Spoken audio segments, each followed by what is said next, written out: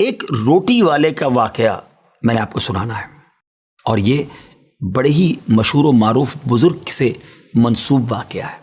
حضرت ابو بردہ رضی اللہ تعالیٰ عنہ راوی ہیں کہ حضرت ابو موسیٰ اشعری رضی اللہ تعالیٰ عنہ کی جب وفات کا وقت قریب آیا تو انہوں نے اپنے بیٹوں سے کہا کہ اے بیٹو، روٹی والے کو یاد رکھنا۔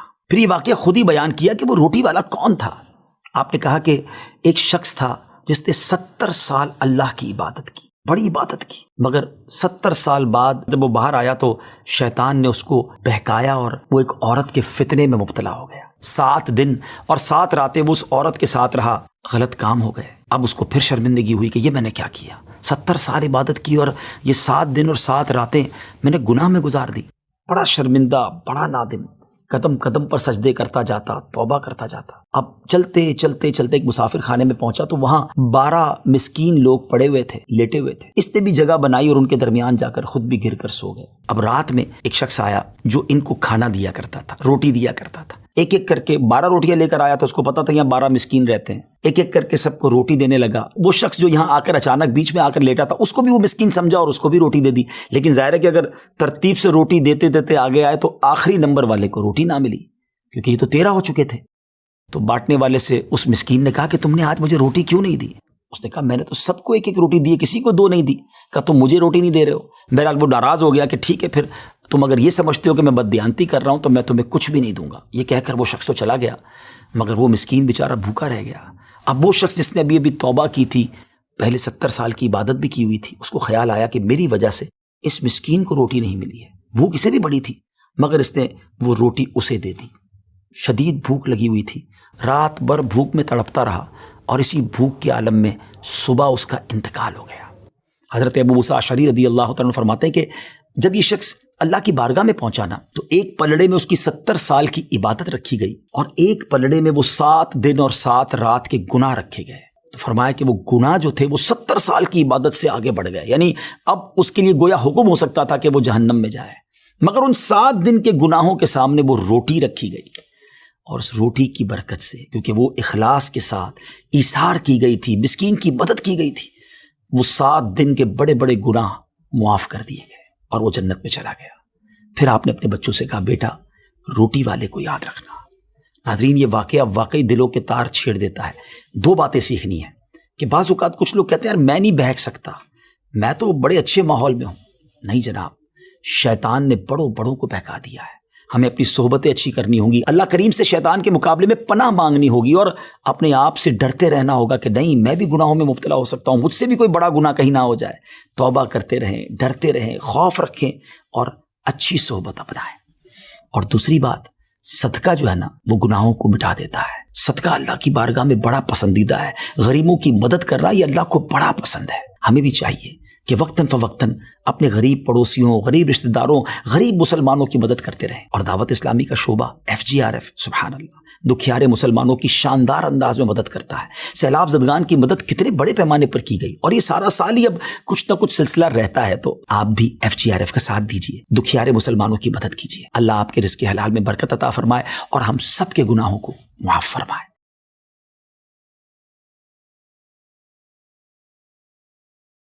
کہ اللہ کریم نے قرآن مجید میں ہمیں یوں سمجھیے زندگی کو آسان بنانے کا ایک فارمولہ عطا فرمایا، اور کیا فرمایا؟ وَقُولُوا لِلنَّاسِ حُسْنًا، اور لوگوں سے اچھی بات کہو۔ آپ یقین کریں جس نے اس فارمولے پر عمل کر لیا نا، اس کی زندگی آسان، اس کی فیملی خوش، اس کے دوست راضی، وہ ہر جگہ ترقی کرنے لگتا ہے۔ اب آپ خود دیکھیں، ایک دکاندار ہے، سودا بڑا اچھا ملتا ہے، مگر جب جاؤ اس کی زبان پر سختی ہے، گالیاں ہیں، جھاڑتا ہے، سودا ایسے دیتا ہے جیسے بھیک دے رہا ہے۔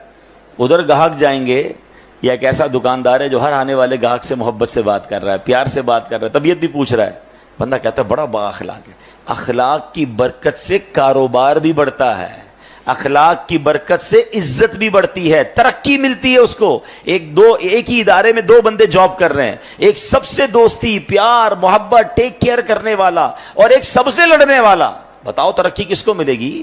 با اخلاق کو ترقی ملے گی۔ یعنی یہ وقولو قولاً، یہ جو فرمایا نا، قرآن کا جو حکم ہے کہ وقولوا للناس حسنا، لوگوں سے اچھی بات کہو، یہ آپ کے کاروبار میں ترقی کروا دے گا، یہ آپ کی نوکری میں ترقی کروائے گا، یہ آپ کی عزت میں ترقی کروائے گا، یہ آپ کے فیملی میں محبتوں کو بڑھائے گا۔ یہ ایک چھوٹا سا حکم جو ہے نا وہ میری پوری لائف کو آسان کر سکتا ہے۔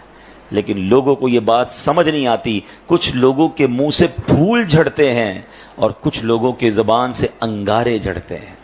انہیں احساس نہیں ہو رہا کہ میں کتنوں کا دل توڑ رہا ہوں، کتنوں کو تکلیف پہنچا رہا ہوں۔ کاش یہ بات ہمیں سمجھ آ جائے۔ میرے پیارے اسلامی بھائیوں، اب ایک اور واقعہ سنیے، نبی پاک کے سمجھانے کا انداز، ایک ہمارے سمجھانے کا انداز، پتہ نہیں ہے نماز کیسے پڑھتے ہیں، پتہ نہیں ہے تلاوت کیسے کرتے ہیں، پتہ نہیں مسجد کا ادب کیا ہے، ایسے ڈانٹ کے سمجھائیں گے کہ بندہ پہلے ڈر جائے۔ اب پیارے آقا علیہ الصلوۃ والسلام کا دور ہے اور وہ حضرت معاویہ بن حکم سلمی رضی اللہ تعالیٰ صحابی رسول ہیں، اپنا ہی واقعہ بیان کرتے ہیں۔ کہتے ہیں میں شروع میں جب اسلام میں نماز فرض ہوئی نا تو نماز کے دوران باتیں کرنے کی اجازت تھی۔ یہ حکم بعد میں آیا کہ اب نماز میں بات چیت نہیں کر سکتے۔ وہ کہتے مجھے پتہ ہی نہیں تھا، نبی پاک علیہ الصلوۃ والسلام کا حکم آ چکا تھا اور مجھے پتہ ہی نہیں تھا کہ یہ حکم آ گیا ہے، میں اس دن وہ نہیں ہوں گے محفل میں۔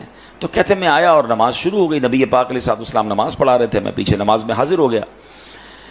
تو کہتے ہیں چھینک آئی ایک شخص کو، تو میں نے کہہ دیا یرحمک اللہ نماز کے دوران۔ تو صحابہ کرام کچھ تھے جنہوں نے مجھے بڑی تیز نظروں سے دیکھا، تو مجھے پتہ ہی نہیں تھا کہ بات نہیں کر سکتے۔ میں نے کہا کیوں دیکھ رہے ہو مجھے تیز نظروں سے؟ نماز میں ہی وہ کہہ رہے ہیں آپ مجھے کیوں ایسے دیکھ رہے ہیں؟ تو اب لوگوں نے اپنی ران پر ہاتھ مارا اور کہ اب مجھے سمجھ آیا کہ مجھے خاموش کرنا چاہ رہے ہیں، یہ بول نہیں رہے مگر مجھے اشارے سے سمجھا رہے ہیں کہ بولنا نہیں ہے۔ کہتے میں نے نماز کمپلیٹ کر لی۔ جب نماز پوری ہوئی تو نبی پاک علیہ الصلوۃ والسلام نے مجھے اپنے پاس بلایا، اور نبی پاک سے بڑھ کر بہترین سمجھانے والا کون ہے، بہترین معلم کون ہے؟ کہتے نبی پاک علیہ الصلوۃ والسلام نے نہ مجھے ڈانٹا، نہ برا بھلا کہا، نہ جھڑکا، بلکہ فرمایا نماز میں باتیں نہیں کرتے، نماز میں تو اللہ پاک کی تسبیح کرتے ہیں، تکبیر کہتے ہیں، قرآن کی تلاوت کیا کرتے ہیں۔ کہتے بس نبی پاک نے بٹھا کر مجھے یہ سمجھا دیا۔ یہ بھی تو ایک انداز ہے نا، ایک بندے کو حکم پتہ ہی نہیں ہے اور آپ جناب اس پر چڑھ دوڑیں، یہ نہیں ہوتا۔ خاص طور پر اگر آپ نے اسلام کی بات سکھانی ہے، دین سکھانا ہے، پہلے ایک بات سمجھیے، اگر آپ اپنے بچوں کو نمازی بنانا چاہتے ہیں، قرآن پڑھانا چاہتے ہیں، یا آپ کسی نیکی کے کام کو پھیلانا چاہتے ہیں، تو ایک بار یاد رکھیں کہ آپ اچھا کر رہے ہیں تو کوئی ہے جو اس کو بگاڑنا بھی چاہتا ہے۔ جب بھی بندہ اللہ رسول کی بات کرے گا نا تو اس کی مائنڈ میں ہونا چاہیے میرا ایک دشمن ہے جو اس بندے کو دین کی طرف نہیں آنے دینا چاہ رہا، کیونکہ شیطان تو کبھی بھی نہیں چاہے گا نا۔ یعنی آپ سارے ماشاءاللہ جو مسجد میں آئے ہیں نا تو ایک طاقت تھی جو آپ کو روکتی رہی اور آپ اس کو یوں سمجھے چیرتے ہوئے آ گئے مسجد میں، ماشاءاللہ ایمان مضبوط تھا۔ لیکن ایسا کئی لوگوں کے ساتھ ہوتا ہے جو گھر سے نکلتے ہیں مسجد کے لیے، شیطان پہنچنے نہیں دیتا، یار اگلی بار جائیں گے، آج گرمی بڑی ہے، چلو یار آج رہنے دو۔ گھر سے نکلا تھا حالانکہ نماز کے لیے، مگر شیطان نے بدل دیا۔ تو آلویز جو دین کا داعی ہے اسے یہ سوچنا ہوگا، جو کسی کی اصلاح کرنا چاہتا ہے اس کو یہ سوچنا ہوگا کہ میں اصلاح کرنا چاہتا ہوں، شیطان دور کرنا چاہتا ہے، ہم دونوں کی لڑائی چل رہی ہے۔ ذرا سی میں نے سختی کی تو یہ بندہ شیطان کی مان کے دور چلا جائے گا۔ نرمی، پیار، محبت اتنا دو کہ وہ شیطان کی نہ مانے، آپ کی بات مانے اور اللہ رسول کی طرف آ جائے۔ لیکن اگر سمجھانے والا ہی سخت ہو گیا ہے، سمجھانے والا ہی ڈانٹنے والا ہو گیا تو پھر تو بہت آسانی سے شیطان دور لے کے چلا جائے گا۔ تو یہ بہت ضروری ہے ان تمام لوگوں کے لیے جو ٹیچرز ہیں، جو والد ہیں، جو تنظیم کے بڑے ہیں، جو کسی کمیونٹی کے بڑے ہیں، کسی خاندان کے بڑے ہیں، اگر آپ کو اللہ نے مقام دیا ہے اور آپ لوگوں کو کچھ گائیڈ کرنا چاہتے ہیں، you have to be soft, نرم، شفقت، آپ کی زبان سے پھول جھڑنے چاہیے، کیونکہ آپ کا مقابلہ شیطان سے ہے، وہ چاہتا یہی آپ بد اخلاقی کریں میں لوگوں کو لے جاؤں، اور ایسا ہوتا ہے۔ کئی بدقسمتی سے دین کی بات کرنے والے بھی اتنے سخت ہوتے ہیں کہ لوگ پھر دین سے دور ہو جاتے ہیں۔ ایسا مت کیجیے، خدا کے واسطے ایسا مت۔ شیطان کھینچ رہا ہے اور یہ بندہ آپ کی بات سننے آ گیا ہے، اب تو پیار سے بات کیجیے، اب تو مسکرا کر بات کیجیے، اب تو نرمی کی بات کیجیے۔ تو انشاءاللہ اگر اس بات پر عمل کریں گے تو اللہ نے چاہا زندگی میں بڑی ترقیاں اور بڑی کامیابیاں ملیں گی۔ اعلیٰ حضرت امام اہل سنت فرماتے ہیں اعمال میں ہدایت نرمی سے چاہیے کہ سختی سے ضد نہ بڑھے۔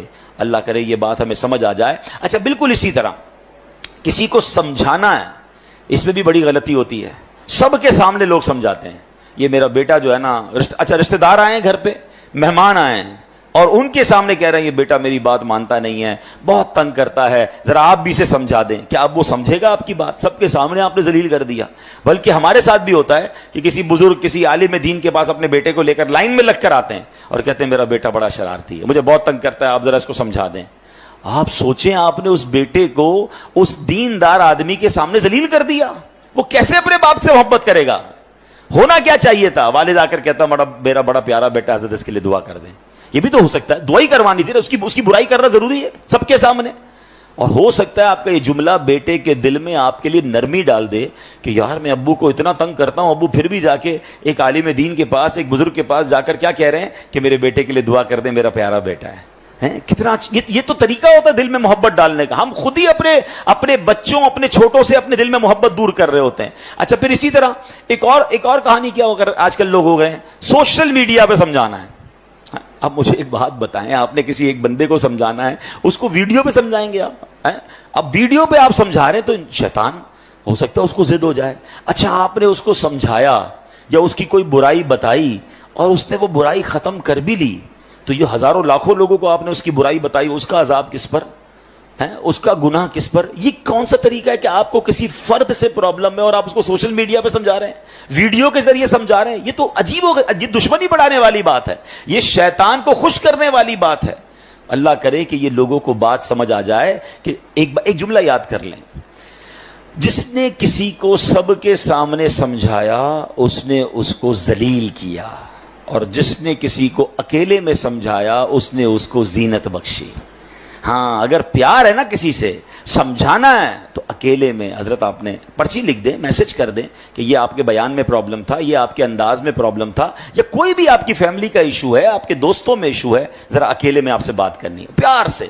اچھا, اس میں بھی ایک انداز اختیار کیا جا سکتا ہے کہ آپ نے اس دن جو یہ بات کہی تھی, شاید ہو سکتا ہے میرے سننے میں غلطی ہوئی ہو, اگر ایسا کہا تھا تو ایسا نہیں کہنا چاہیے, پیارے بھائی ناراض مت ہوئی ہوگا. یہ بھی تو ایک انداز ہے نا, آپ اصل سمجھانا چاہتے ہیں, اور اگر آپ لڑنا چاہتے ہیں, ذلیل کرنا چاہتے ہیں, تو پھر اپنے دل سے پوچھئے, اس سے سلو نہیں ہوتی ہے. قرآن کا حکم یاد رکھیے گا کہ لوگوں سے اچھی بات کہو. اب آخری بات, بڑی کمال کی بات ہے, اگر آپ یہ سمجھ جائیں نا تو میں سمجھتا ہوں اس پورے بیان کا جو عطر ہے وہ اس گفتگو میں ہے. کہ علامہ قرطبی رحمۃ اللہ تعالی علیہ فرماتے ہیں, سمجھانے والا دنیا میں کوئی بھی ہو, آج کے دور میں کوئی حضرت موسیٰ اور حضرت ہارون سے افضل نہیں ہو سکتا. اللہ کے نبی ہے نا, اور جسے سمجھایا جائے وہ کتنا ہی بڑا گناہگار کیوں نہ ہو, وہ فرعون سے بڑا گناہگار نہیں ہو سکتا. بات سمجھ آ رہی ہے؟ یعنی آج اگر کسی کے ساتھ آپ کو پرابلم ہے, کتنا ہی اس نے آپ کو کیوں نہ ستایا ہو, کتنا ہی وہ غلط آدمی کیوں نہ ہو, گناہوں میں وہ فرعون سے بڑھ نہیں سکتا. اور ہم میں سے سمجھانے والا کوئی بھی حضرت موسیٰ اور حضرت ہارون سے بڑھ نہیں سکتا. دو ایکسٹریم ہو گئی نا, سمجھانے والا بھی ٹاپ پہ ہے اور گناہگار بھی سب سے بڑا ہے. مگر جب حضرت موسیٰ اور حضرت ہارون فرعون کے پاس جا رہے تھے تو اللہ کریم نے کیا انہیں ارشاد فرمایا تھا, فَقُولَا لَهُ قَوْلًا لَيِّنًا, تو تم اس سے نرم بات کہنا. قرآن حضرت موسیٰ حضرت ہارون کو کہہ رہا ہے, کس سے نرم بات کرنا؟ فرعون سے. یار کسی فرعون سے بڑے گناہگار سے مل لیا آپ نے جو اس سے سختی کر رہے ہو, سمجھیے. یا حضرت موسیٰ سے زیادہ اچھا سمجھانا آتا ہے آپ کو.